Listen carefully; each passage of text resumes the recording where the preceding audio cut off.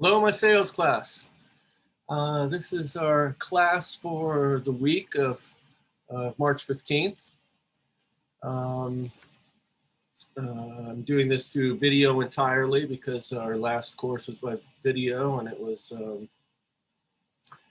don't know, it was somehow harmed during the processing. But we got you guys a nice clear video up on Sunday, and hopefully you've had a chance to watch that.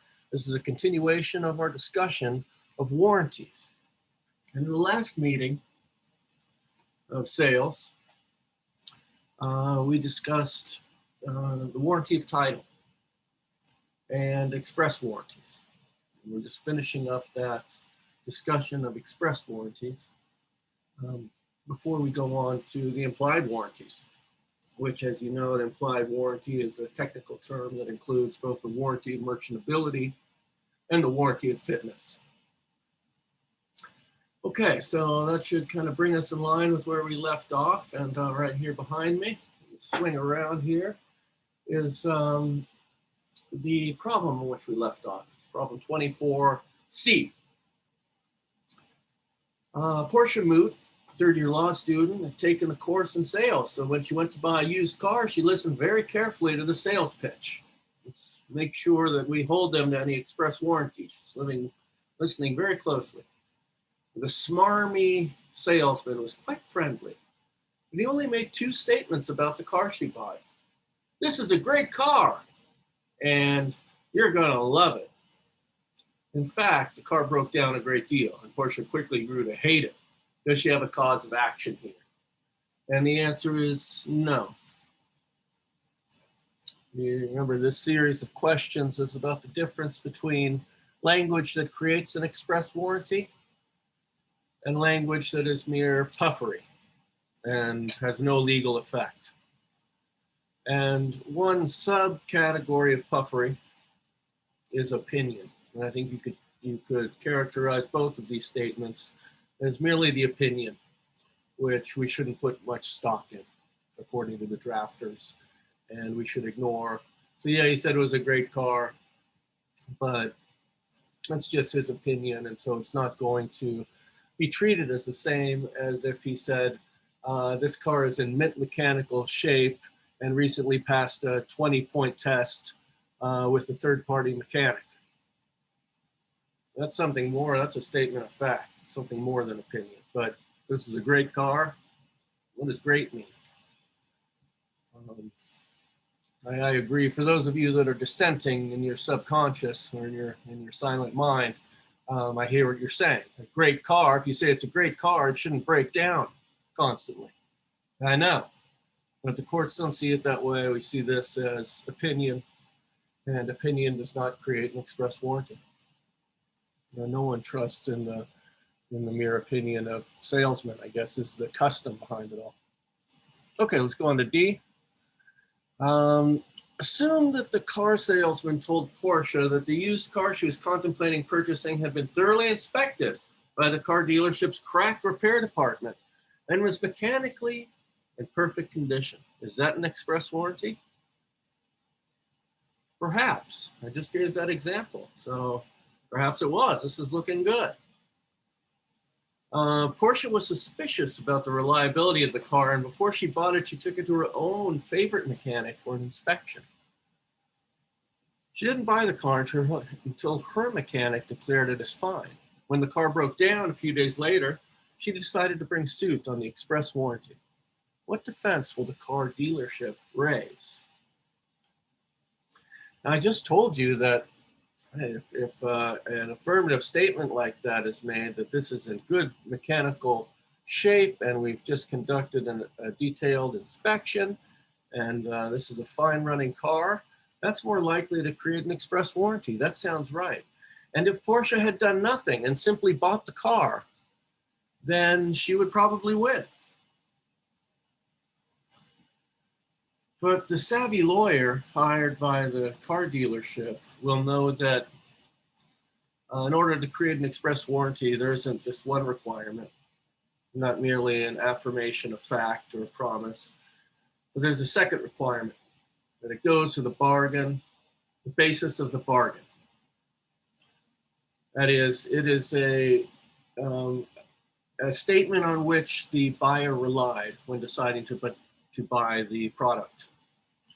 And so that's what undoes this for Porsche, because if she had relied on their statement and then it turned out to be a lemon, she could sue for a breach of express warranty. They told her it was in fine mechanical shape and had gone through this battery of tests. But since she didn't rely on that, she was skeptical and went off to her own mechanic. And only after he approved it did she buy it. Then she didn't rely on the statement of the dealership. And therefore, it didn't go to the basis of the bargain. That statement, at least, she ignored it. And therefore, there was no express warranty and the car dealership would win. So sometimes, you think you're doing the right thing, but it can come back to bite you. You really got to have confidence in your mechanic. Apparently, Porsche's mechanic wasn't that great. E. David Vargo purchased only very healthy foods. The vegetable oil he bought stated on the label that it was all natural, but then was found to contain genetically modified organisms. Has an express warranty been breached? All natural, and we all have seen that in the market, especially the organic section. You'll see all natural or all organic. And is that a promise of something? And I think the majority of court cases have said no. It doesn't mean anything. And remember the the criteria that I asked you to keep in mind when deciding whether something was puffery or likely to create an express warranty. And that is it measurable? Or is it something that's just vague and immeasurable? And here to say natural, well, there is no scientific technical term for what defines natural, nor is there one for organic. That's generally been the case. I'm sure there are industry groups that have gotten together and started to create technical definitions for these terms. I'm not on top of that movement, but generally historically the case has been that those terms don't mean anything, and everyone knows they don't mean anything, and therefore it's just puffery, and you can't sue when you find out that it's been, I don't know, because of a certain additive. And you say that's not natural. Many litigants have failed on those counts because there's no express warranty created. Finally, should a court accept the argument that a manufacturer's suggested retail price is an express warranty of product quality, because status-conscious consumers tend to use a price cue also as a surrogate indicator of prestige? Oh, you can tell that there was a lawyer burning the midnight oil. Whoever wrote this one. And what do you guys think? What do you guys think? Should the court accept the argument the manufacturer's suggested retail price is an express warranty? Product quality? I would find that hard. That's a stretch for me. That the price, manufacturer's research suggested retail price, manufacturer's suggested retail price. If it's high, then that means it's of a good quality, and that's the same as the manufacturer saying this product is of the highest quality because it's the most expensive. I'll just say that could be argued either way. It's a little bit in the weeds. Let's move on to. Okay. Now we're going on to the next problems in this assignment, the last two problems regarding express warranties. And that is problem 25, get out of the way, and 26. Hold on a second.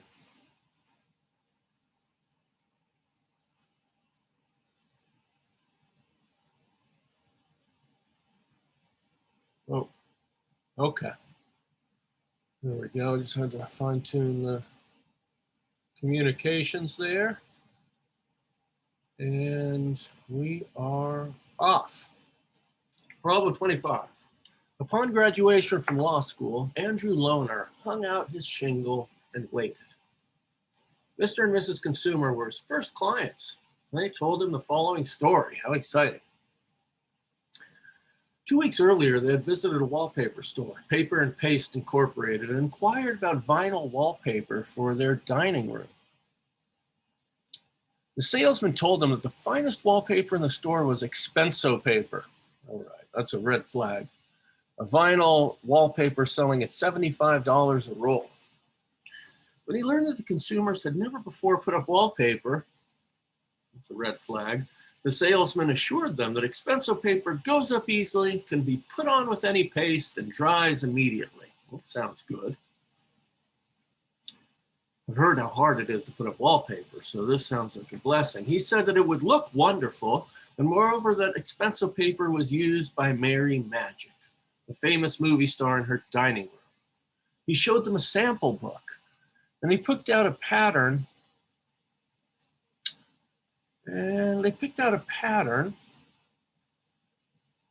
They liked and ordered 10 rolls. When the paper arrived the next week, it proved to be very stiff, hard to work with, tore easily, and refused to stay flat on the wall. It bubbled up or even fell down off the wall. What a nightmare. In addition, it was dyed a darker color than the version of the pattern in the sample book. Final result was that the consumer's dining room looked terrible. To top it all off, the consumers discovered that Mary Magic did not own a home. She lived exclusively in hotels.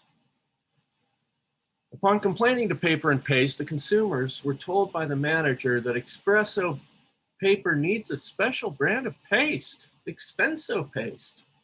They were also told that Expenso paper was an inferior brand.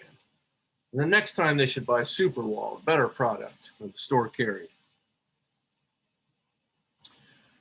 So the consumers told Lohner, the new lawyer, the young lawyer, that they signed the contract without reading it, and the statement about Mary Magic's dining room was made after they signed the agreement. So Lohner and you answer these questions. Now we're going to look at these statements and see which of these statements, which of these actions, such as showing the sample, constituted an express warranty, and which is more likely to be deemed puffery. And therefore, as a lawyer, you need to make those decisions. What's your best angle of argument? You don't want to go down put a lot of effort into a line that's going to result in a determination of puffery. No, you need to make this kind of in advance and be strategic about this, because clearly something went wrong. How should we go about suing them? If you can, pin the damage to any of these things, any of these arguments will do. So let's see. So one is finest. It goes up easily. Let me put it up here. It's the finest wallpaper in the store. What do we think about that? I think that's kind of one of those vague, hyperbolic statements, like A1 or greatest in the world, the finest, that will tend to be deemed puffery. If it's exorbitant, ebullient, hyperbolic, this is the greatest ever, or the best item in the world. We know to ignore that stuff. That really doesn't mean anything. And so I would leave that one behind and say that's most likely going to be puffery. It goes up easily. Okay. Well, I don't know. Again, how do you measure easily? What does it mean? Could any wallpaper really go up easily, or is it easily as compared to all other wallpapers, which means it's really not that easy, but it's just better than the rest? I don't know. Can be put on with any paste and dries immediately.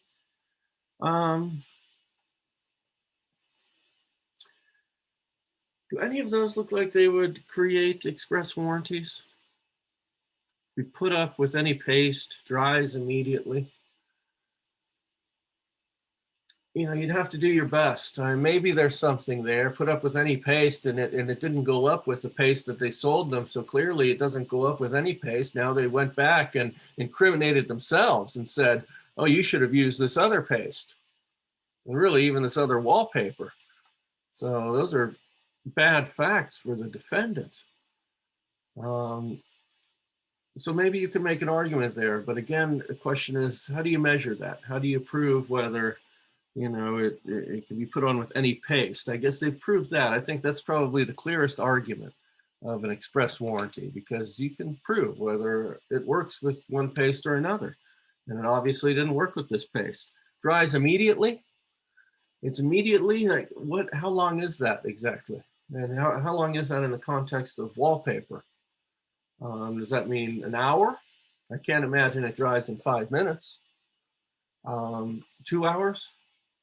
I don't know, but maybe you could argue that it must mean, less than a day.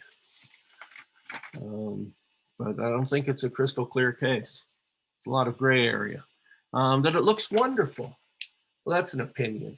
It looks wonderful. That's his opinion. And so that would be puffery.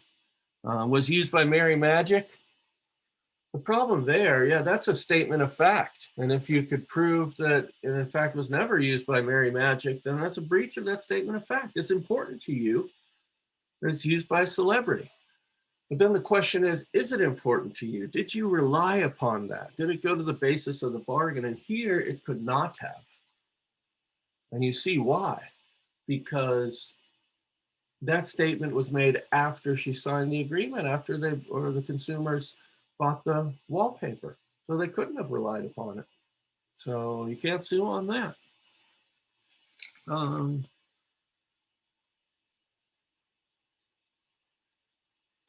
What else? Did we see anything else that could be deemed? See where we are on this problem. No, I guess that, do we see any other express warranties there? The fact that it was dyed a darker color, that's an express warranty. And it came from a sample. Remember, that's one way you can create express warranties. By promise, by a statement of fact, affirmation of fact, by a description, or by a sample or a model. And here they looked at a sample, and if you look at a sample and you like that color, it's going to be that color. That's an express warranty that the seller has made, and that wallpaper is going to be that color. And so if it's not that color, they get a refund. So that's an express warranty that may be the strongest one of all of them, apparently, so far. I think it's the only one where I can really throw my weight behind it and say, this is what we need to go after. With this wallpaper, even if you put it up properly, don't worry about it. It's unacceptable from the get-go because it's the wrong color and you deserve your money back. All that stuff about whether it's easy to put up or not doesn't matter. This is a serious enough breach for you to get your money back and reverse the, unwind the transaction. Good. Let's go right on. Let's keep moving. Problem 26. Balding Paul, is that his name or a descriptor? Make a description. Balding Paul bought a wig from Hair Incorporated. He became annoyed when the wig changed color slightly from season to season. He didn't do anything about it until one day, while thumbing through a newspaper, he noticed an ad for Hair Incorporated that claimed that their wigs did not shrink or change color. This is something he saw in the newspaper. Checking back, he discovered that Hair Inc. had run an identical ad during the week prior to his purchase of the wig, so he sues. On the witness stand, Paul confesses that he never saw the ad until a year after his purchase of the wig.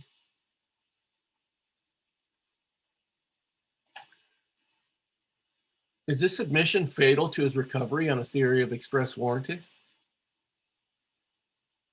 And then we are given a case where he wasn't the buyer was allowed to sue, held protected by manufacturer's warranty on a mobile home, even though he never received a copy of it. And so this idea, so this is a line of cases that you may find helpful. It would be like you'll have this issue on your desk, and then say, "Oh, that's just what Professor Sundall was talking about back in Article 2, back in 2021. God, it's been a while. But I remember there's this line of cases that has softened the reliance rule, this basis of the bargain element of creating an express warranty. And this line of cases has to do with big companies, manufacturers that push out public promotions, and maybe not even so big. If you push out public promotions and you make statements, then you should be held to account that those statements you make are true, even if the particular buyer didn't rely on them, never saw that advertisement, but in an advertisement across town, you said, these wigs will never fade and will last 100 years. If you say that across town, then there's a strain of judicial thought that thinks that nevertheless, even though there was an individual reliance on those public advertisements, that we're going to hold those companies liable. Now, this eviscerates, one of the elements of the law.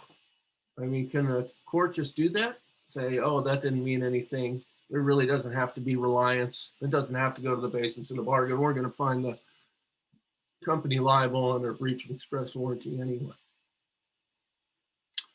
As I understand the law, it can't be overturned like that by the judiciary, but there is that strain, and that argument may come in handy for you someday, and you'll have to make a decision whether you want to try to undermine the black letter law like that. But you'll see this in many places throughout your career, and it's an ongoing kind of philosophical question. The role of the judiciary, the status of law, and then your role right in the middle of it, in the arena of the lawyer that is going to be telling the court what to do and telling the legislature what to do. Okay. So I think we're done with that one.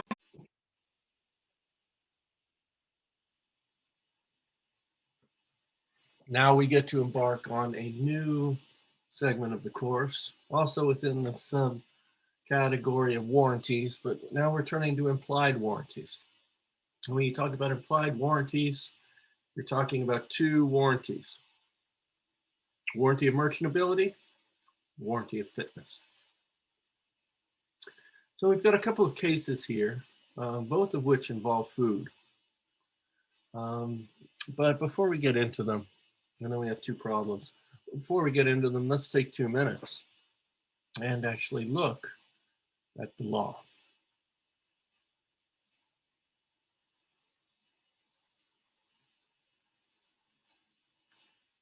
And here we go. We find it's in subsection 2, subsection 3. There we are. Implied warranty.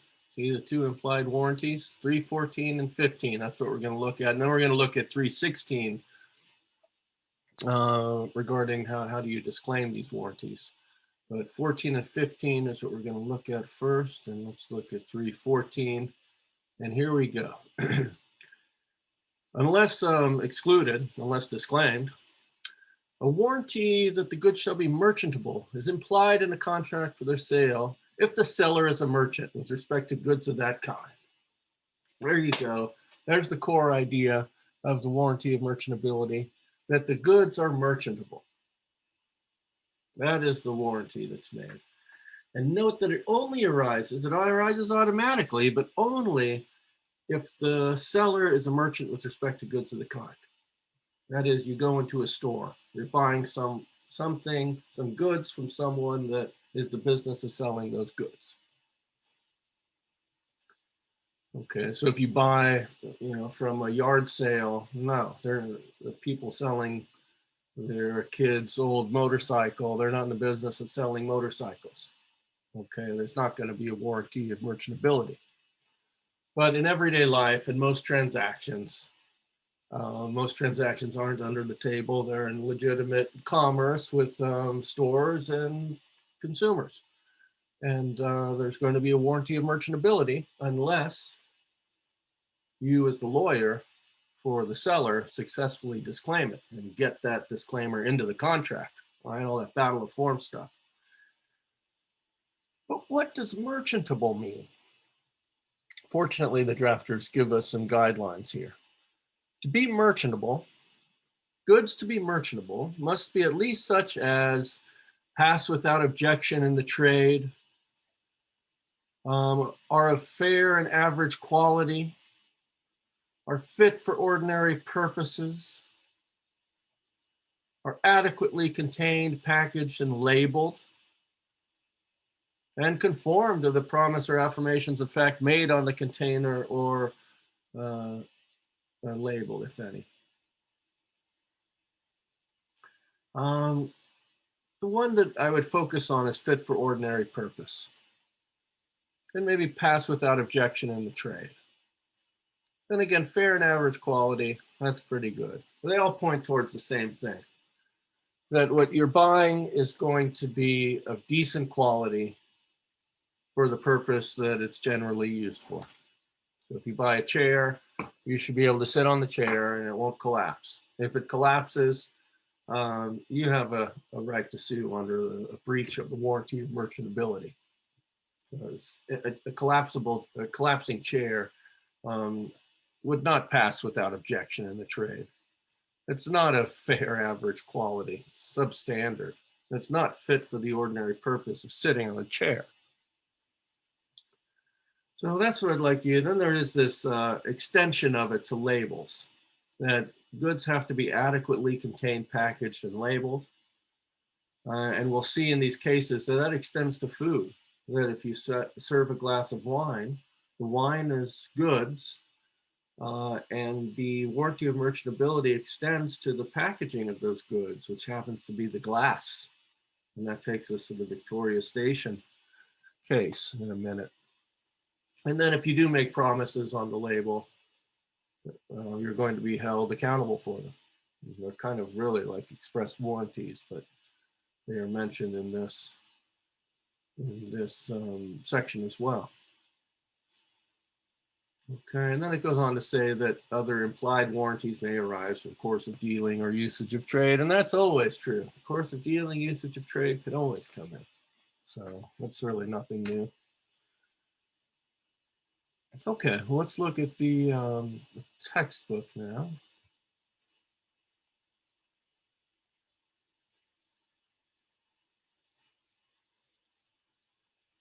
Find it here. There it is. Okay. And we have two cases before we get to the two problems. And the two cases are, this first one, Shafa versus Victoria Station Incorporated. I have to tell you, I have a personal connection to this case because I grew up, you'll see it's 1978. Well, I grew up in the 70s and 80s, and my parents used to take me to Victoria Station in Los Angeles. This one is in Washington. But anyway, it was a restaurant theme that was built around old boxcars. They bring in these old boxcars and then repurpose them as this restaurant. You'd sit in the boxcars and eat, and it was very cool for a while. But Victoria Station fell from its high perch, and I don't know how much this case had to do with it, but this was definitely a dark day in the history of Victoria Station. Let's get into this case right here. It describes what happened on March 26th, 74. The anniversary is coming right up here. Plaintiff Shafa ordered a glass of wine at the Victoria Station, a restaurant operated by a defendant.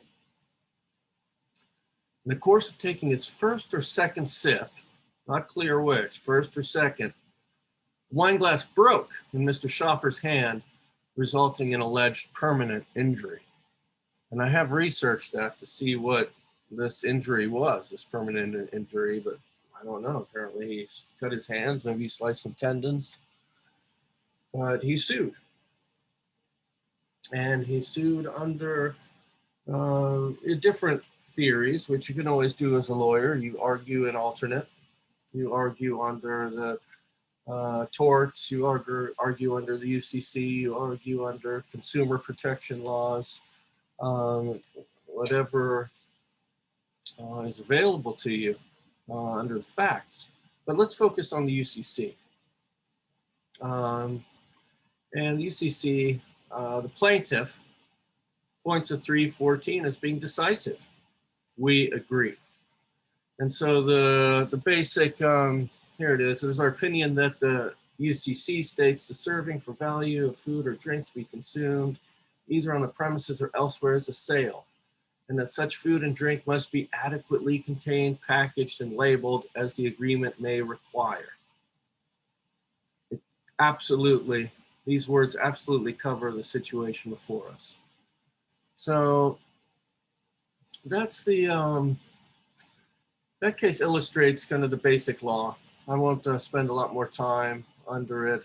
They do talk about this other line of cases of exploding bottles. And those were an early line of cases, because you used to get, like the milkman, but also people bringing, other crates of pop, of Coca-Cola and other carbonated drinks, beer, and they would pop and they would explode. And people started suing under the UCC, and so under contract law. And so that was the kind of early, the roots of this cause of action. And then it goes on to torts. But I want to move on now to the other restaurant case we have, which is a little bit older. That was 78, the Victoria Station case. This is 1964.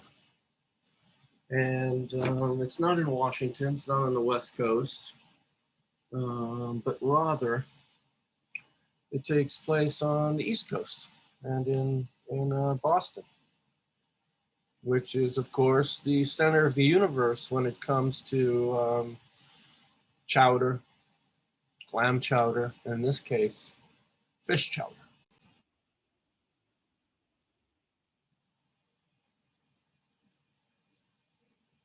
Some laws are celestial. They apply in outer space, they apply in modern day life, and they applied in earlier times of history.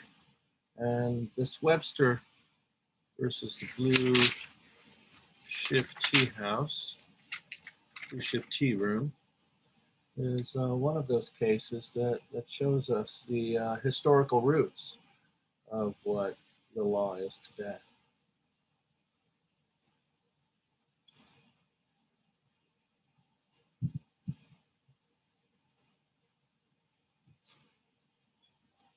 Okay, back together again. Good to see you all. And let's take a look at the textbook here.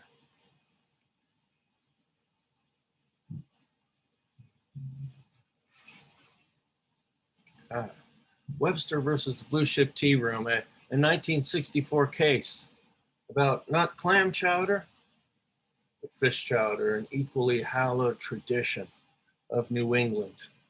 And as you know, I like to know a little bit about the background of cases. I like to see the human impact of cases. It's hard to find that sometimes. There's some good details that are included in this decision, which is a beautifully written decision.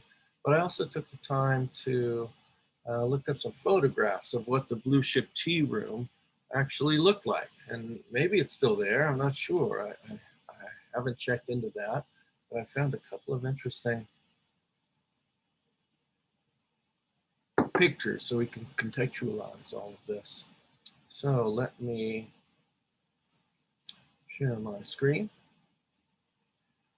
and we could take a look at this. Isn't that interesting?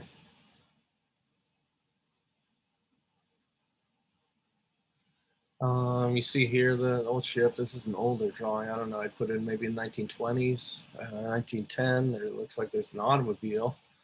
And this is it, the blue ship tea room right up here on the corner overlooking the harbor, a beautiful place. And so it has ancient roots, but let's look at this photo now. There it is again, a little more realistic. I don't know when this was taken. It says around 1955. So maybe it's been rejuvenated and it's still in service. It has a glorious judicial history and a place in the history of jurisprudence.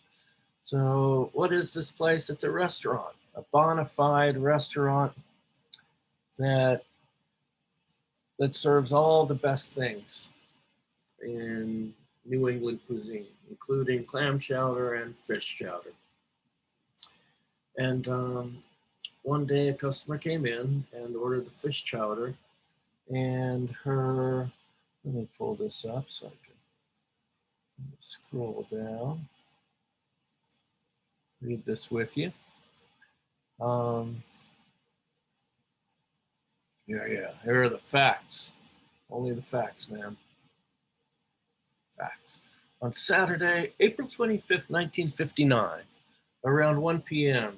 So if that photo was taken in 55, then you can imagine it looked just about the same at the time of this case. The plaintiff, accompanied by her sister and her aunt, entered the blue ship tea room operated by the defendant. The group was seated at a table and supplied with menus. All right, so far so good.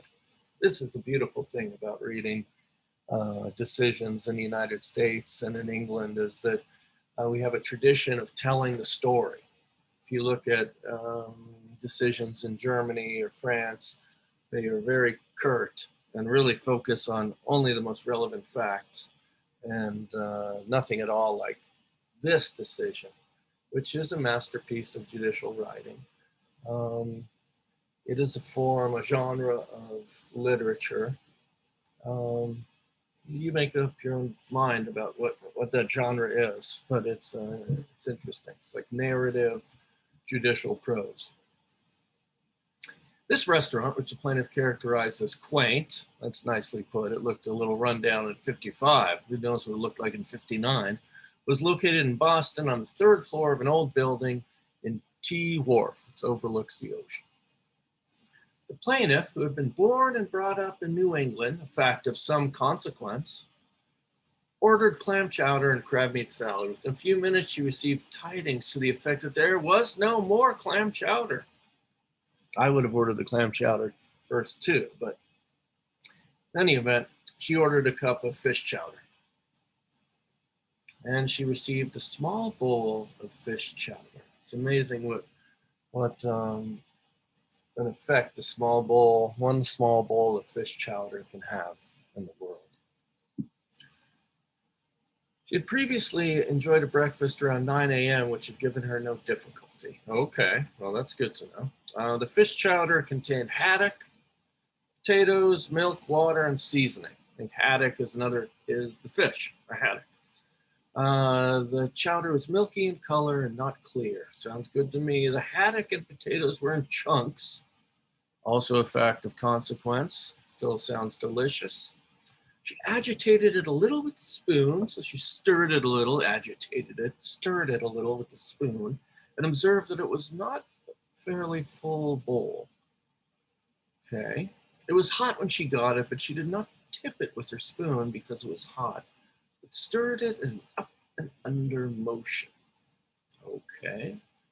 Interesting testimony about her maneuvering of the spoon. She denied that she did this because she was looking for something, but rather because she wanted an even distribution of fish and potatoes. Okay, that's reasonable. She started to eat it, alternating between the chowder and the crackers which were on the table with some rolls. She ate about 3 or 4 spoonfuls, then stopped. She looked at the spoonfuls as she was eating. She saw equal parts liquid, potato, and fish as she spooned it into her mouth. She did not see anything unusual about it. Okay.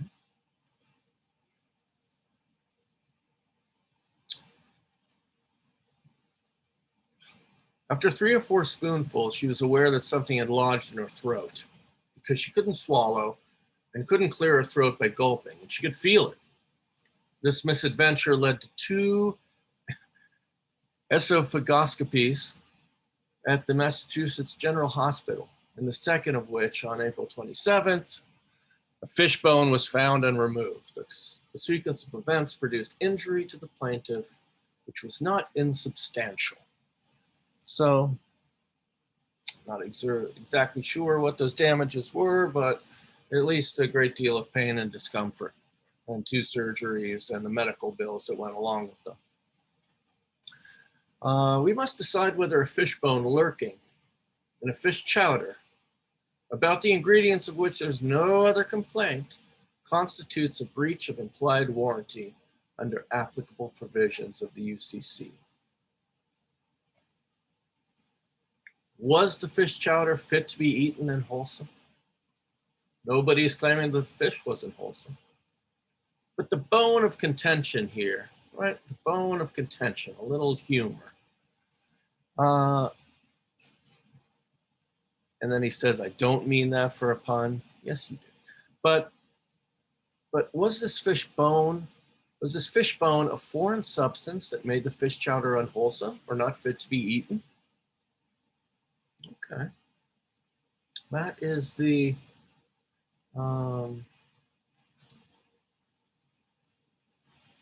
crux of the case.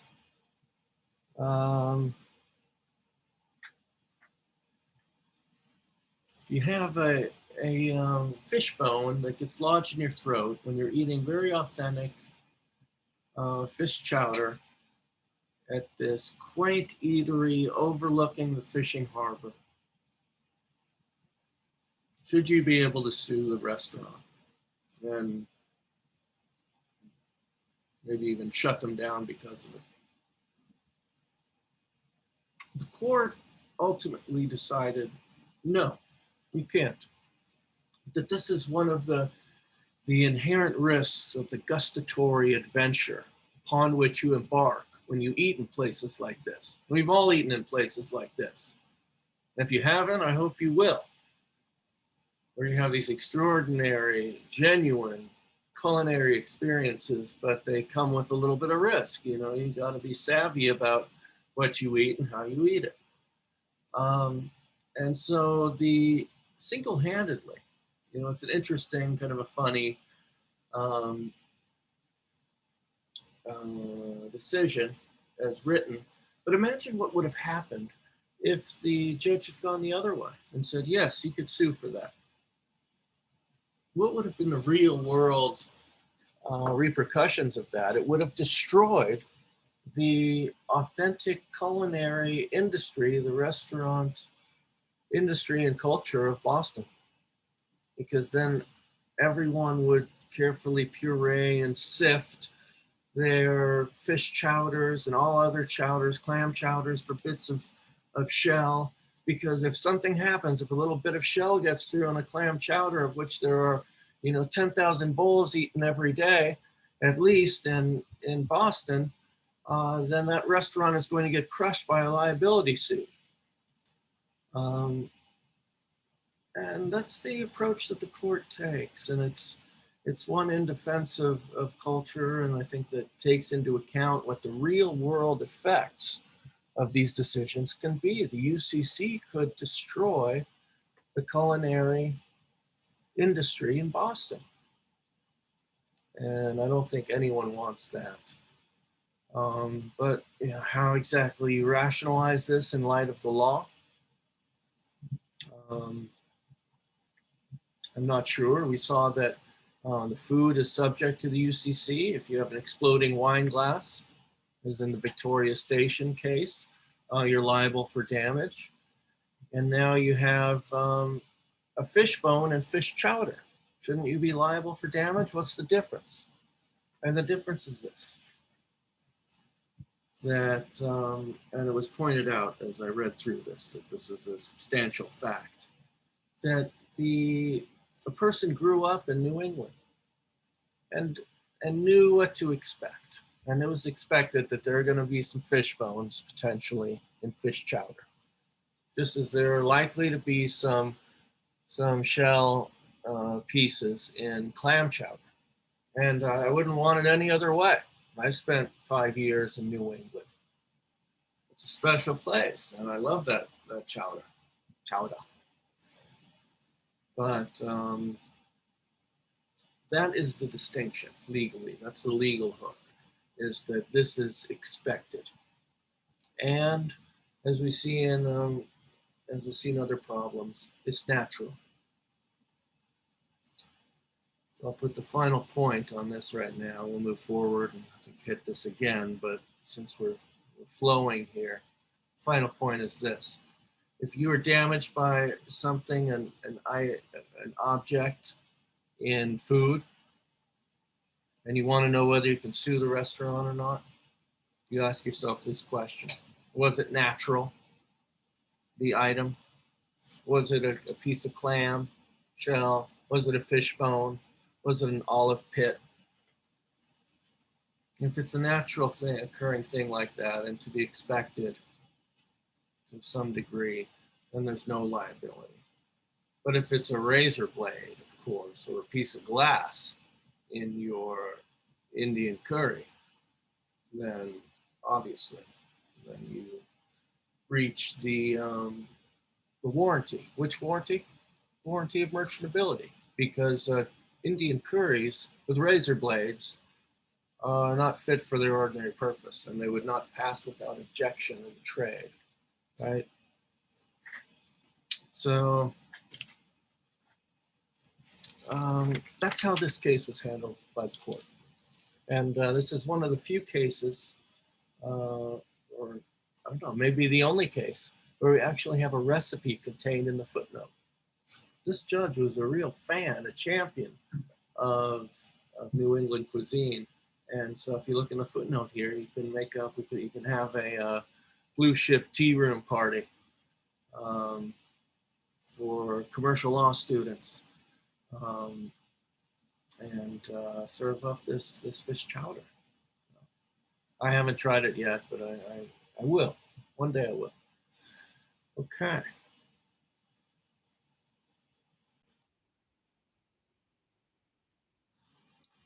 Okay, now I want to move on to the problems. Last problems of this assignment, 28 and 29.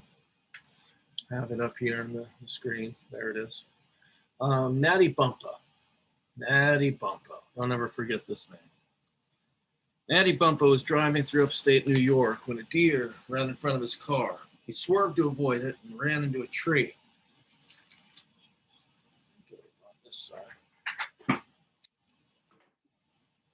His major injuries came from a sudden contact with the steering wheel and the inside of the driver's door, where he smashed up against the sharp points of the dashboard's GPS system. The sharp points of the GPS system. I don't know what that means, but let's imagine they had controls, a separate GPS system, whatever that is, that had very sharp controllers that jutted out like daggers.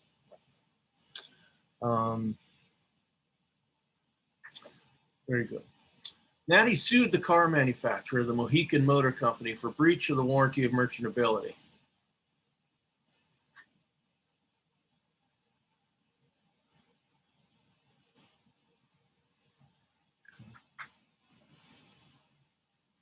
His theory was that the manufacturer should have designed a much safer dashboard. The manufacturer's defense was that he misused it. He ran into a tree. Shouldn't run into a tree with my car. Manufacturer's defense was that the car was fit for its ordinary purpose, and then Natty had misused it. How should this come out? Okay. Well, how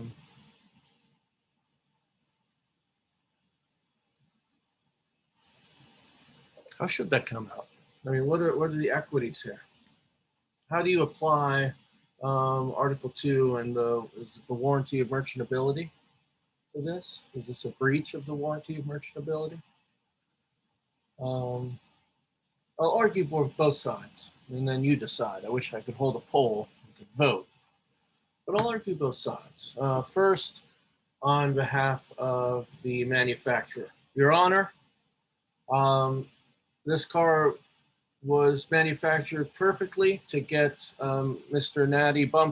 Bumpo, to get from point A to point B. That's what cars do. I don't think anyone would have objected to it. No one has objected to it in the show place, in our showrooms. Everyone says it looks sharp, so to speak, but very elegant. And so it does not breach the warranty of merchantability, Your Honor. And so that sounds pretty convincing. If I were the judge, I might sit there and say, okay, I think I shall dismiss this case after all. But Mr. Bumpo, do you have a rebuttal? Mr. Bumpo, if I were his lawyer, I would rise to the occasion and argue, Your Honor, automobiles are not just for getting someone to point A to point B, but they're about getting people from point A to point B safely without being speared by the sharp controls on this GPS system. It would have been very easy for the Mohican Motor Company to design something with much safer rubber, low-profile controls. And so we think that this is in violation of the warranty of merchantability, and it's not fit for its intended purpose, which is to get from point A to B in safety. It doesn't do that. If there's the slightest accident, which is going to happen with any automobile, it becomes a death trap. So who would you vote for? You know, Sundahl 1 or Sundahl 2.0? Those are the arguments that I would see there. But let us, hold on a second. Okay. Good. That's the Natty Bumpo. And of course, in these car cases, you could, again, you argue on the alternative about, is there a tort? Is there a design defect, a manufacturing defect? And this would be a design defect to design the sharp, the dagger-like controls on the GPS system. That's under tort law. Or are there other consumer protection laws that you can sue under? But we're focusing only on the Article 2 of the UCC argument. Okay, now we're going on to Carry Nation. And let me see if I can get that up on the board here. Getting close.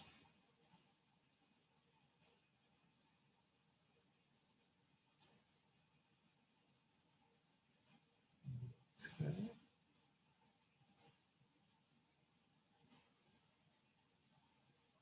All right, there we are. Okay, so we're going to go on to problem 29. And the protagonist here is Carry Nation, who, on the advice of her beautician, Parker Pillsbury, bought a hair dye named Intoxicating Fragrance. Okay. Get out of the way here a little bit. Yeah. Unfortunately, the product contained alcohol, to which Ms. Nation was allergic. And she suffered considerable burn damage to her scalp and ears. Ouch. When she sued the manufacturer, Harper's Hair Products, Inc., the basic defense was that only 0.5% of the population had this allergic reaction, right? Every 200 people. Only every 200 people had this reaction. And therefore, it should not be a breach of the warranty of merchantability. Is this a good defense? And I don't know. What do you all think about that? Is that a good defense? That hey, it's pretty rare, 1 in 200 people. We have to use alcohol because that's what makes the whole concoction, the recipe, the processing possible, and for it to work as this intoxicating fragrance. So should they be liable? You could see how it's somewhat in a gray area there. I think it would be easier if it were 1 in a million people were allergic to alcohol. Then it's like, boy, you know, 1 in a million people are allergic to a lot of things, and you can't protect against that. And so it would still be, it would not be a breach of the warranty of merchantability. If 1 in 50 people were allergic, then yeah, I think the industry would reject anything that used alcohol. We'd have to find out some other way, I imagine. 1 in 200, you know, it's a question for the judge and jury to figure out whether that is, I don't know how you would summarize this analysis, but let me give it a shot in a nutshell off the top of my head, is that, you know, the more unlikely the harm, the more likely it will be merchantable. The more likely the harm, more likely it is unmerchantable, that it's a breach. So, hope that makes sense, and that wraps up our discussion of this assignment, and I will see you in the next installation of Sales. All right, I hope you enjoyed it. Thanks for hanging in there. It was a long 100 minutes, it always is, but I hope I kept you engaged.